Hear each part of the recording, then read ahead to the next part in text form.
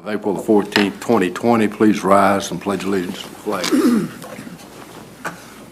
I pledge allegiance to the flag of the United States of America and to the republic for which it stands, one nation, under God, indivisible, with liberty and justice for all. Well, it's been a minute since we've been here, Mr. Warner, so I'm sure you have a whole array of things to bring us up to date on. I do, but you have some minutes. Oh, okay. Approval of minutes, I'm sorry. We got the minutes of March the 10th, budget work session, March the 10th, regular meeting minutes, and the emergency call meeting for April the 2nd. Everybody got a copy of them in their packets. Are there any additions or deletions? If so, they stand approved as read. Now, Mr. Warner. Mayor Rush, members of council, I guess I'm going to speak to you about a lot of the operational issues in conjunction with the existing crisis that you may or may not be curious about. Obviously, we have some changes in operation that you're witnessing with this format, including the function and format of this building. We do look forward to getting back to normal, whatever that means, once the governor provides that direction. In the meantime, we're doing our best to provide the essential services, and I want to compliment my colleagues. I hope that, this is going to be an odd comment, most citizens have not noticed a great difference in the level of service provided, and that's a testimony to the team we have in place. Public Works in particular is still moving along. So far, they have collected 90 tons of material in conjunction with spring cleanup. Also, the street resurfacing and paving activity will commence on April 20th here shortly. Fortunately, to date, we have not had any employees who have tested positive for the coronavirus. We have had 4 colleagues who have been impacted by stay-at-home orders, 1 in Public Works, 1 from the fire company, and 2 in the electric department. By virtue of their relationships and associations, were directed to self-quarantine, and all of those have, I think at this stage, been completed and without incident. So we've been fortunate and hope we will continue to be fortunate. Again, I just want to compliment the staff for all they've done to keep things going. We have an amazing team of amazing folks, and I'm just grateful to be a part of it. I'm sure you'll have several questions, so I'm going to wind down my report and take those in turn. Questions for the town manager? Is everyone still employed? No layoffs or anything? No one has been furloughed. We have no intentions of doing it at this point. In fact, everyone has a role to play. We've juggled some schedules. Some crews are mustering from home and reporting directly to their work sites. We're staggering some of the shifts from the treasurer's office, but everybody here is essential. We still have to pick up the garbage. We have to provide public safety. We have to keep the electric system running, and they're still responding to outages. We had one just yesterday, which took out about half town, but we got it back within an hour and a half. And again, that's testimony of the kind of folks we have, but we still continue to need to pay our bills and keep things running and provide income. We have waived late fees. We are not cutting off power for non-payment, but do feel compelled to remind customers they are still obligated to pay those bills. And we'll be willing to work with folks, but we want to make sure that even though the Attorney General is trying to be generous, we don't want people to get very far behind, and we are on the hook for those costs. We'll talk a little bit later about our purchase power contracts, but it's important for the citizens to understand that the power they use, first off, they're billed for what they've already used, and we've already purchased that on their behalf. So again, we're not trying to be punitive. We're happy to be supportive, but we're all in this together. Yeah, Mr. Warner and I spoke yesterday about a process for that. Anything else? Nothing else for me. Okay. No appearances before council, I'm assuming. Council comments will start to my right. Mr. Bruce. I'll pay. I just want to say thanks to Mr. Warner for keeping it together and keeping this everything working smooth like it is. The weekly reports basically in detail what you are doing with all the department heads, and we thank you very much and all the staff and to keep everything going. Tim? I'd just like to wish Councilman Stanley a happy birthday today. I am 66 today, and I will receive my first Social Security check next month. That's all. I don't have anything, Mayor. Thank you. At the next meeting, be April the 28th, maybe a little soon because it's supposed to snow tonight, but we'll go to Summer Attire.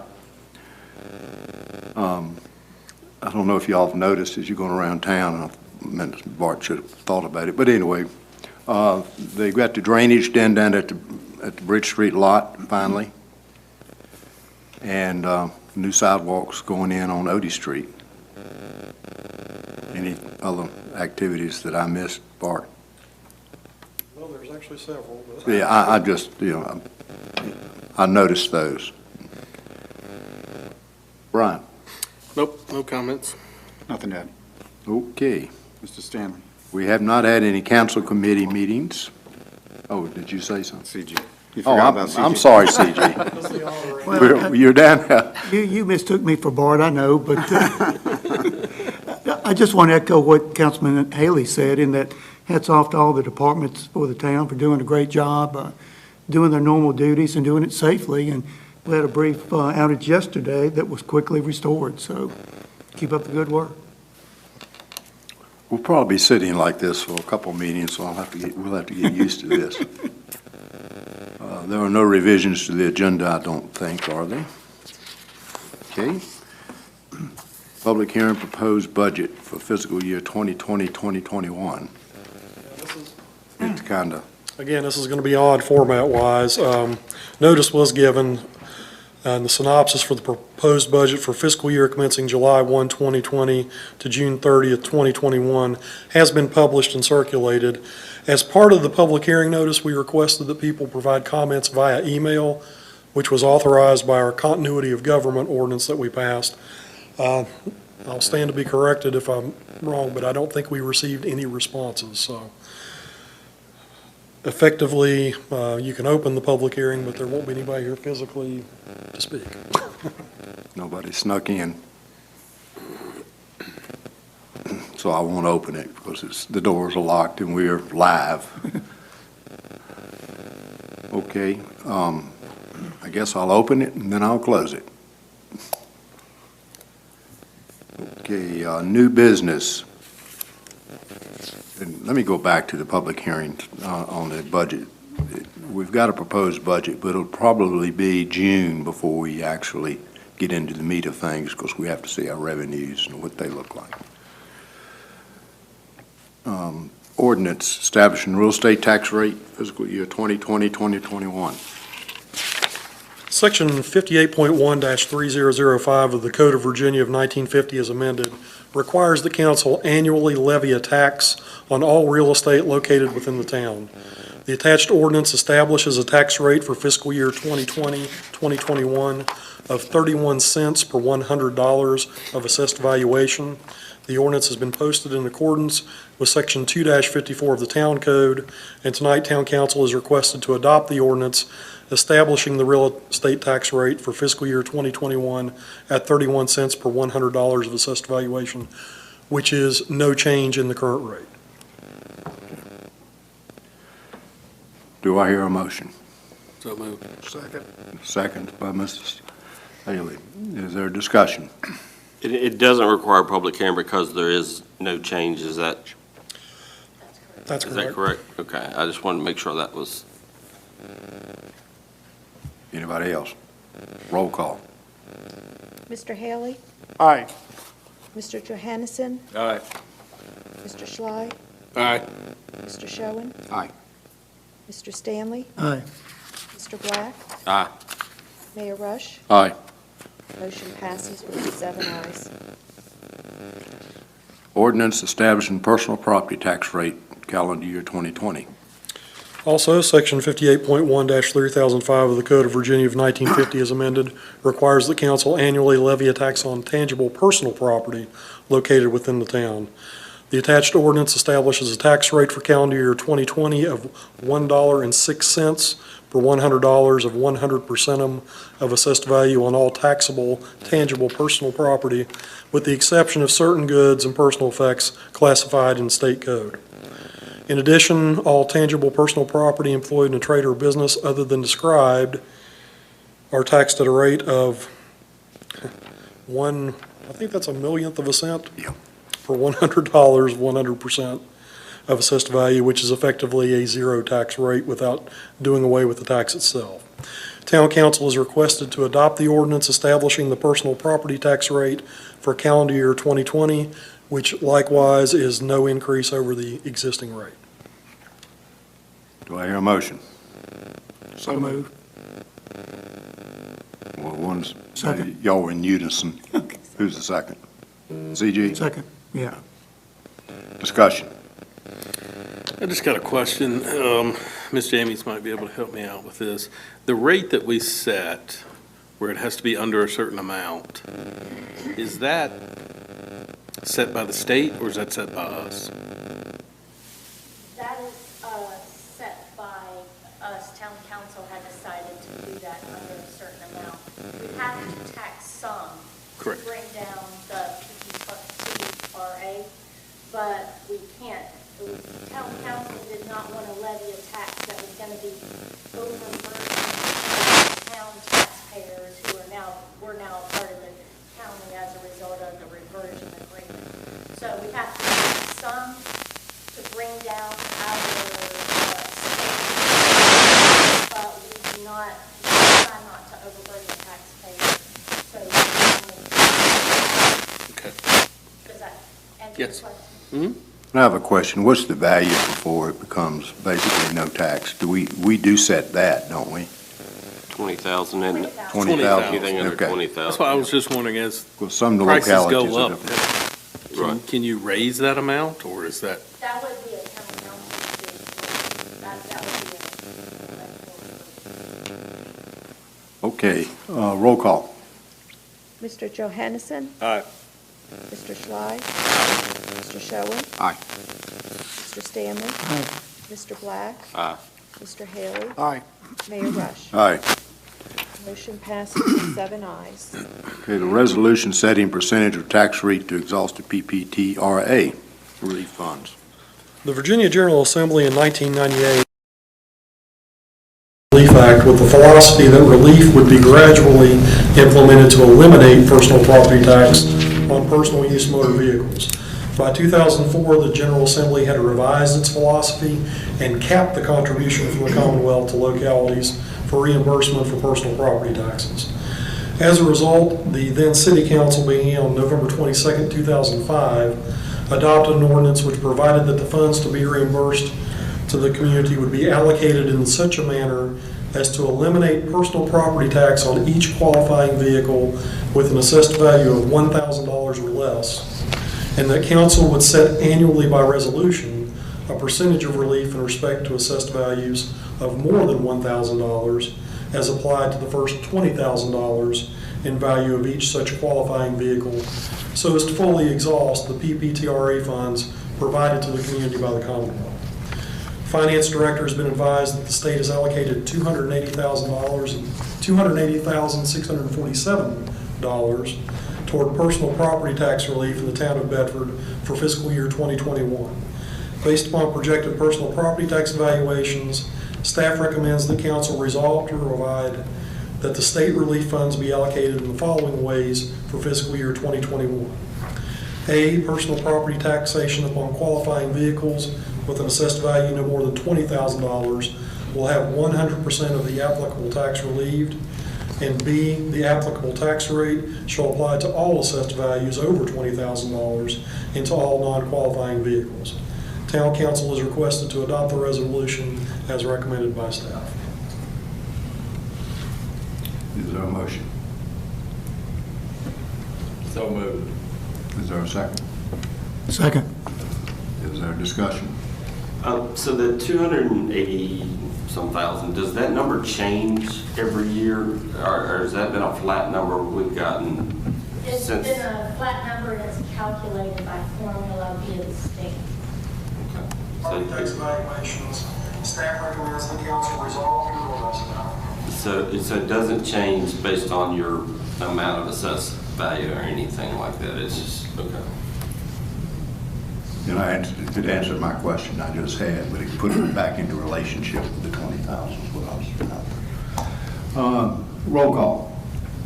Mr. Schley? Aye. Mr. Schoen? Aye. Mr. Stanley? Aye. Mr. Black? Aye. Mr. Haley? Aye. Mr. Johansson? Aye. Mayor Rush? Aye. Motion passes with 7 ayes. Okay, now, authorization to renegotiate the purchase power contract. Mayor Rush, members of council, this is actually good news for us and our customers. The town's current contracts for purchase of electrical power are set to expire at the end of the current calendar year. And as you may recall, the terms of the expiring contract were $48.75 per megawatt hour for a duration of 4 years. Since the time those agreements were executed, the price of electricity has dropped significantly. In order to reduce both the duration and the cost of our liability for the expense of purchasing power, which I talked about a few minutes ago, staff is restructuring our portfolio to purchase power both at a reduced price as well as a reduced time frame. To that end, we are looking at incremental purchases for our power load based on shorter terms. We have also been advised by American Municipal Power that we can now purchase power at a cost of approximately $36 per megawatt hour as opposed to the $48. This represents an immediate savings of over 25% from our current costs, and this also represents what is projected to be a worst-case scenario related to those costs. Estimates indicate that we can see additional savings for purchases within our portfolio later in the calendar year, but the town manager will need to act quickly to lock in those prices once they are available.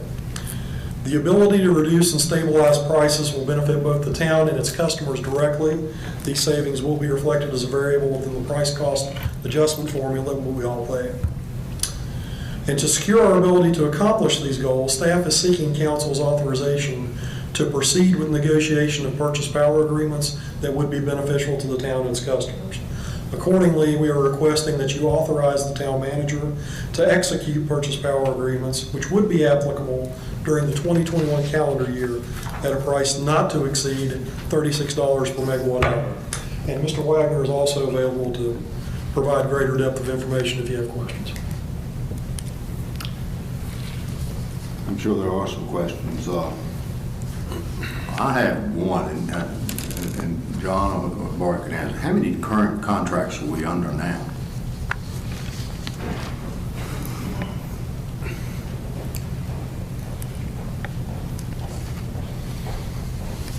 Good evening. The main contract that we're referring to is called the Remaining Requirements Contract with AEP, and that they cover our position 100% up to 26 megawatts, which is our peak, covers our peak energy consumption. So that's the main contract that is going to expire at the end of the year.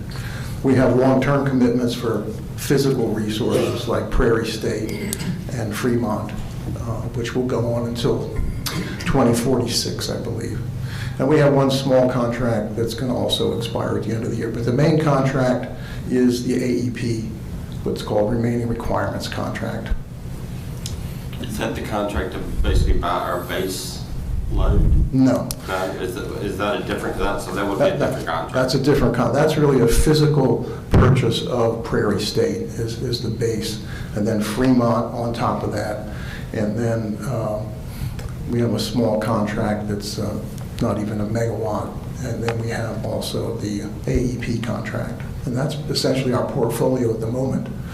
The other thing that will happen on January 1st is our own resources, Snowden, Holcomb Rock, the solar facility, and the diesel plant, that will come back into our portfolio. So our purchases are going to decline because our own portfolio is going to increase with our own resources. I have a question. Is it AEP or AMP? AEP is the contract that we have for the full requirements or the remaining requirements component. AMP is the people we buy Prairie State from and Fremont. AMP is more of a governing body, right? Well, AMP is like our broker, Yeah. and we also participate in AMP projects. So it's American Municipal Power is really, I think of them as a brokerage company. Okay, because, and the reason I asked this, John, because I got this letter now, some was confused about from AEP, Yes. and it talks about an increase of 5%. Yeah, well, that doesn't apply to us. Okay. Our contract with AEP expires at the end of the year. Now, we do have other agreements with AEP for our transmission facilities, but that's a totally different issue than the energy we purchase from AEP. Okay.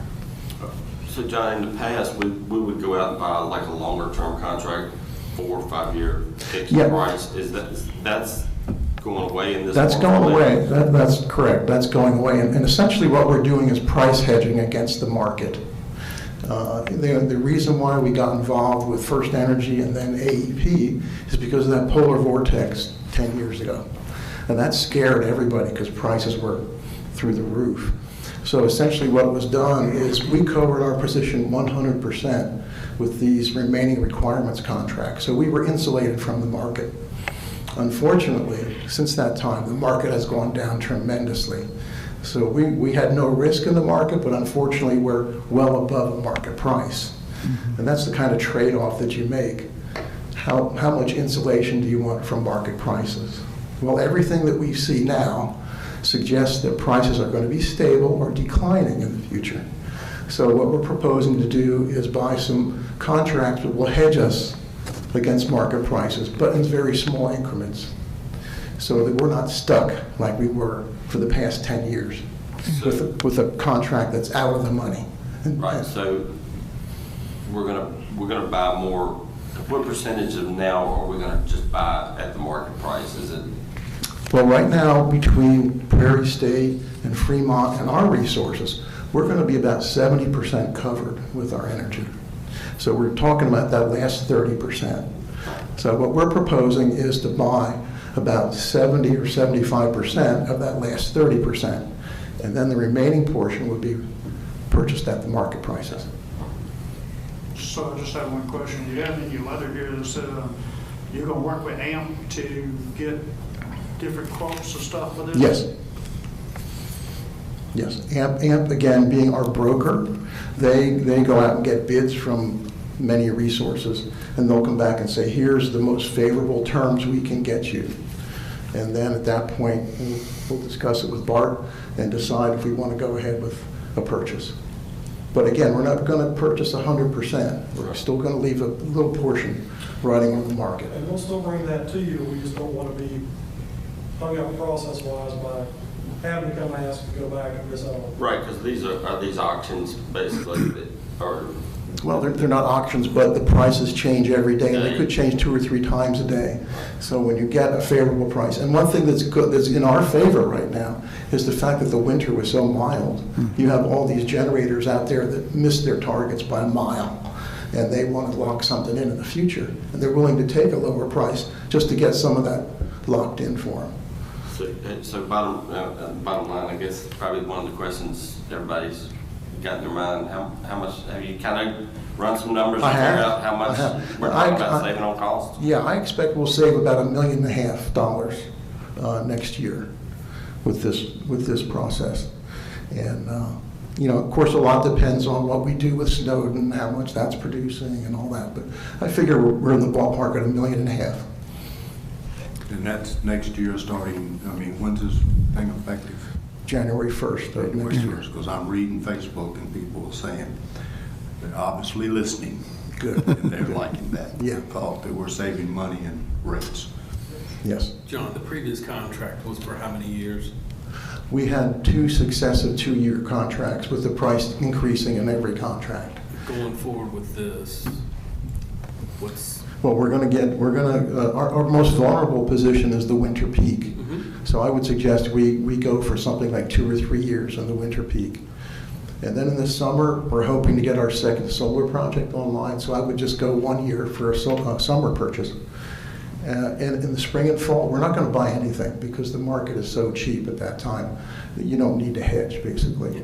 And then in December, we'll make a small purchase too, and probably a year or two in there as well. Okay. Good. We want to be in a position where if we see the continuation of the declining market prices, that we can take advantage of that going forward. So obviously this savings, initially, are we just going to try to flow that through the power cost adjustment? Yes, it will come back through the PCA, but it lags 6 months. Right. So your first savings are going to really hit the PCA We'll do them in November and... May 1st would be the second one, yeah, so in May. Now, we've already renegotiated the contract with Holcomb Rock, and that's saving us, probably $20,000, $30,000 a month with that contract. Well, I just want to like this because we can see the flow back through to our customers. Yes, it'll come back automatically, through the PCA. Yeah. Well, rates too, hopefully. Yeah. So it's very exciting to see this finally come. We've been looking forward to this for a long time. Okay, we need a motion on this. Do we not? I'll make a motion that we move forward. Second. We've had our discussion, I think. Roll call? Mr. Schoen, Aye. Mr. Stanley, Aye. Mr. Black, Mr. Haley, Aye. Mr. Johannesson, Mr. Schley, Mayor Rush. Aye. Motion passes with 7 ayes. Okay. Need a motion to move into closed session pursuant to section 2.2-3711, Parens A, Parens 29, the Code of Virginia of 1950 as amended for discussion of the award of a public contract and the terms and scope of the contract for discussion in an open session would adversely affect the bargaining position or negotiation strategy of the public body. So moved. Second. Discussion. Yep. To initially hear from Mr. McCormick, does that, I might ask Mr. Berry, is that required to be in closed session just to hear an update from Mr. McCormick with this, for the public's benefit? I don't think it's necessarily required to go into a closed session at any time. That's up to the council. I mean, as far as just hearing updates, what's happened, and then beyond that, if we're going to, as a council, discuss the contract and where we are and the option, that's different. But to initially hear from Mr. McCormick, we would I be think okay. that's fine. Just getting into legal issues and negotiations is not something we do in the public Right. session. The way I wanted to do this was hear from Mr. McCormick, and after we hear from him, maybe have a few questions asked. And I debated this earlier with some people. And then we'll go into closed session with just council. Right. For at least the public's benefit to hear from Mr. McCormick. Okay, David, come on up. We don't have to wait a second. We'll wait a minute for the closed session. They have to wait. Okay. Go ahead. All right, great. Well, thanks for having me tonight. I'm Dave McCormick from Petersburg, Virginia. And I just wanted to let everyone know where we were with the project. I know there's a lot of folks eager to hear what's going on, and I'm sorry we didn't do this sooner, but hung up with what's happening in the world. But there's a lot of balls in the air on this thing, and I would say all of them are good. We're all moving in a good direction, and we're ready to take the next step, which would be the selective demolition and start on the next phase of the project, which is great. It's taken a little time to get here, but one of the things I want to talk about today is how we move forward, and really looking for your support on how we do that. Things have obviously changed. We didn't want to just rush in there and do the demolition because there's so much more at stake than this one building. The whole campus is the important thing when we think about how the Department of Historic Resources and the National Park Service looks at the campus. And if we do that, the building that burned incorrectly, or do something to disturb the qualification of the building, we could really have the entire campus delisted as a result, and we just don't want to do that. So it's a very different situation where if it was just a new construction building and it burned, and we went in there and did demo and started over, this has vast implications if we do it the wrong way. So what we've been doing is working with our historic consultant, Paige Pollard, and she's our liaison to the DHR, and talking about all the different ways that we can put the building back together. And one of the issues that we've run into, and we knew this early going in, you know, was the building at being 60,000 feet. Before it burned, one of the reasons that made it doable was it was in such good condition. It's an extremely inefficient building. We were only monetizing about 38% of it by putting apartments in. The rest of it was hallways, staircases, and up the auditorium, the basement, all the nooks and crannies, bathrooms, all that crazy stuff that was really in great shape, but we weren't going to touch it. Now that the fires happened, we have to touch all of it. And so that's made, and when you think about putting that school back together, you're talking about $250 a square foot. It's extremely expensive and especially to build something back that's so inefficient. I shared with Bart some numbers and what the funding gap really looked like relative to what we're going to put back in there. And it really financially makes sense to think about the alternatives. One of those alternatives, which I don't want to do at all, is to bulldoze the building. That would be a disaster, I think, on many levels. So we're looking for a happy medium, a compromise. And I wrote this to Bart. I don't know if everyone's heard sort of what the thoughts that I'm having, but it is really to keep the shell of the building so that anybody passing by could see, recognize it for what it was, put the roof back on it, the cupola, the whole thing. But on the inside of that building, modify it to bring it up to make it new, so to speak, make it usable, but ultimately make it marketable and financeable. Bring it back online and keep going with the project. I have a financing commitment in place to do that already. We have the grants, the IRF is in place, all the things, all the tools we need to get that going. The only thing I need to do, we need to just finalize some of the engineering work we're doing to make that final pitch to the DHR and get their blessing. That way we have a sort of an intact total project, thinking about Old Yellow, the cafeteria and the gym in the back, and it's something that we can still get tax credits on and still make it work.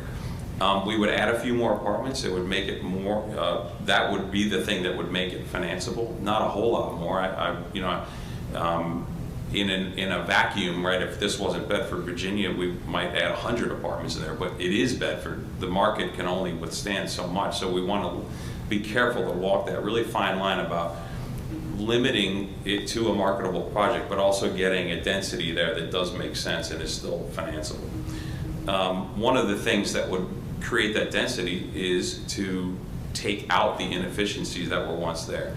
I know that there are those of us, and I'm one of them, that really care and really valued that auditorium. It was a really cool spot and really a great amenity.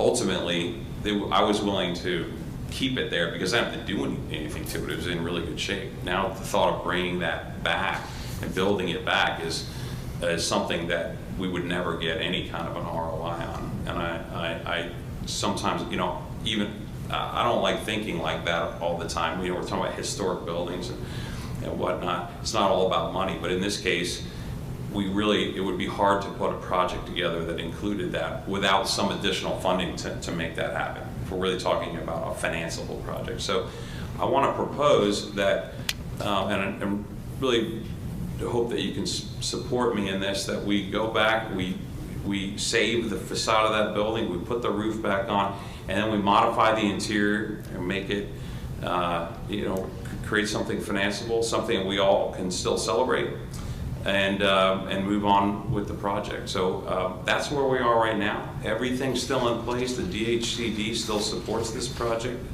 I just talked to Joy Rumley yesterday. We're ready to enter into contract with them.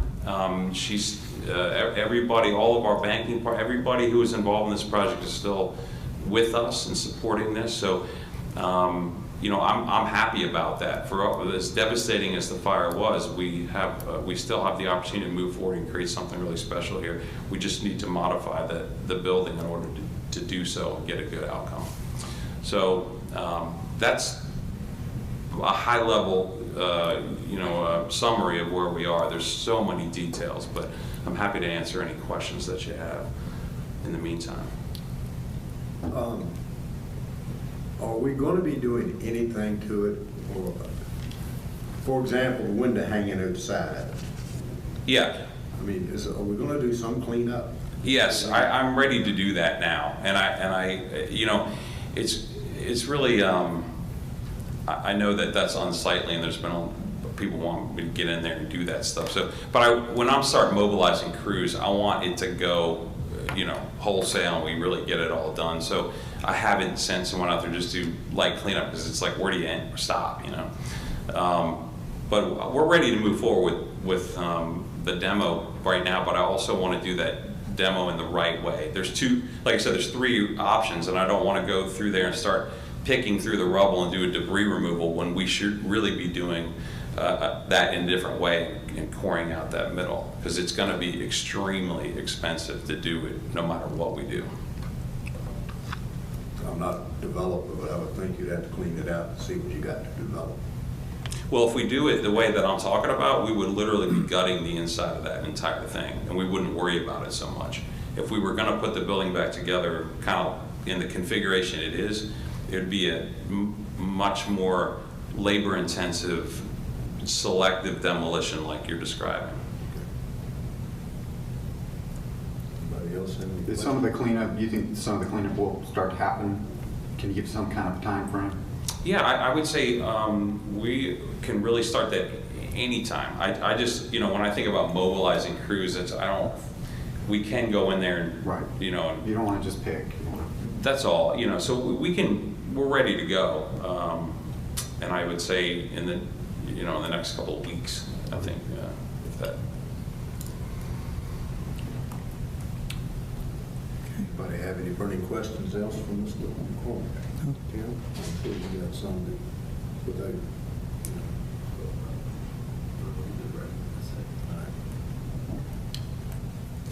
Thank you, Dave. Okay, thank you. We'll now be going into closed session.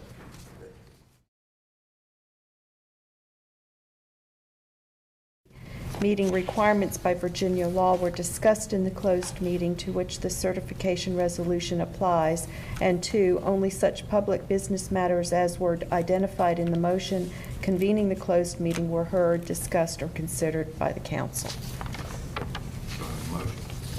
Second. Who was first? Who?